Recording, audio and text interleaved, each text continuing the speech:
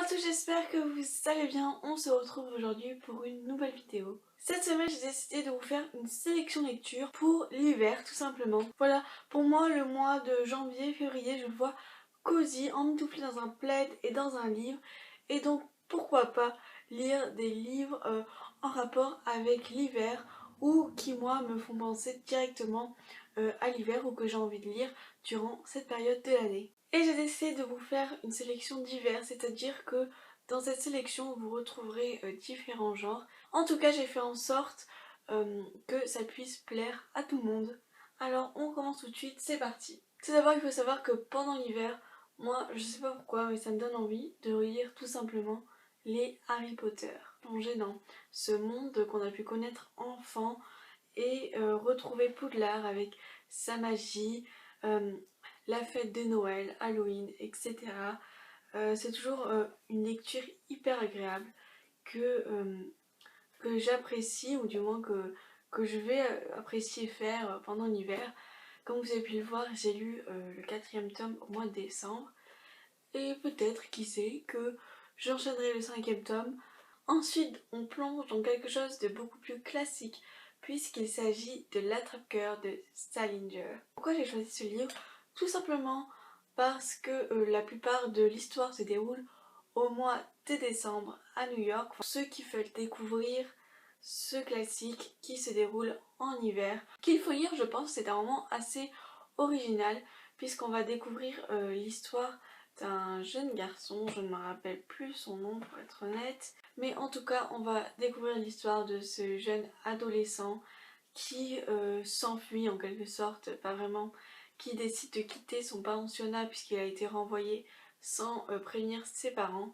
Il va aller à New York je crois et il va faire de nombreuses découvertes. Et on continue avec les classiques, avec un recueil de nouvelles que j'aime beaucoup, que je vous ai déjà présenté plusieurs fois. Et il faut savoir que la plupart de ces nouvelles se déroulent en hiver, je crois, du moins j'ai le souvenir qu'une de ces nouvelles se déroule en hiver, la plus longue, c'est-à-dire Boule de Suif. Et bien entendu, il s'agit de Boule de Suif de Maupassant. Alors je ne sais pas pourquoi d'un coup il fait tout noir. La lumière a décidé de se projeter sur le livre et non sur ma tête, n'est-ce pas? Voilà, c'est magique. Je trouve que c'est vraiment une bonne lecture pour s'initier un peu plus aux classiques de la littérature. En plus c'est un recueil de nouvelles, donc vous pouvez le lire à un rythme assez tranquille si je puis dire.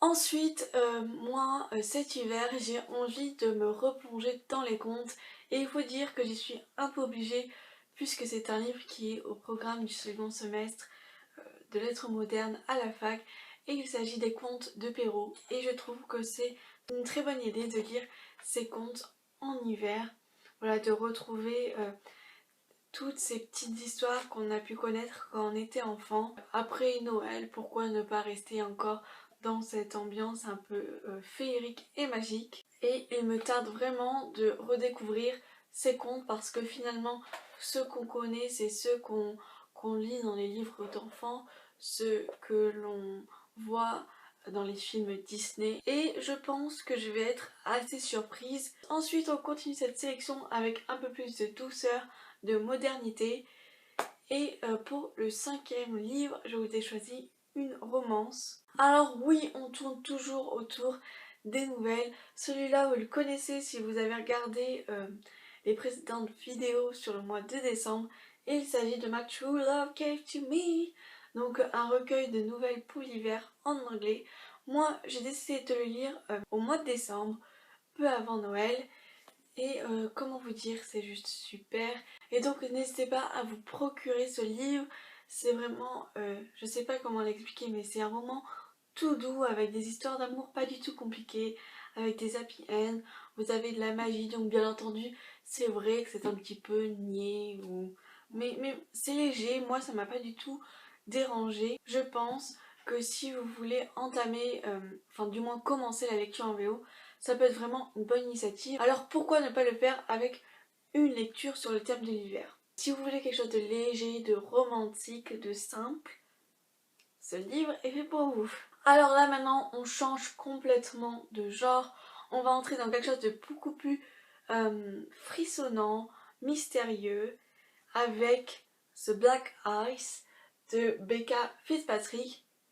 Et oui, j'avais prévu de le lire en décembre et je ne l'ai toujours pas lu. Et donc là, pas vraiment de romance, si ce n'est peut-être un petit peu. On va sur l'aventure de deux jeunes adolescentes qui vont partir en excursion en montagne et qui vont se retrouver piégées par une tempête de neige qui vont les forcer à se réfugier dans une cabane où elles vont, se retrouver prisonnières. Et moi, quand je vois cette couverture et quand je lis ce résumé, je me dis que ça ne peut être qu'une couverture frissonnante avec une petite enquête, un petit thriller. Je m'attends à être surprise. La couverture annonce déjà le thème de l'hiver, comme vous voyez, hein. On ne peut pas se tromper. Et enfin, les derniers livres que j'ai choisis pour cette sélection livresque de l'hiver. Il s'agit de livres que j'ai reçus sous le sapin et qui tournent autour d'un univers fantastique. Et il s'agit tout simplement du tome 1, Les passe-miroirs, les fiancés de l'hiver, et bien entendu le tome 2, Les disparus du clair de lune. Donc avec ce tome 1, vous vous imaginez bien que moi je m'attends à retrouver de la neige, enfin en tout cas tout l'univers qui tourne autour de l'hiver.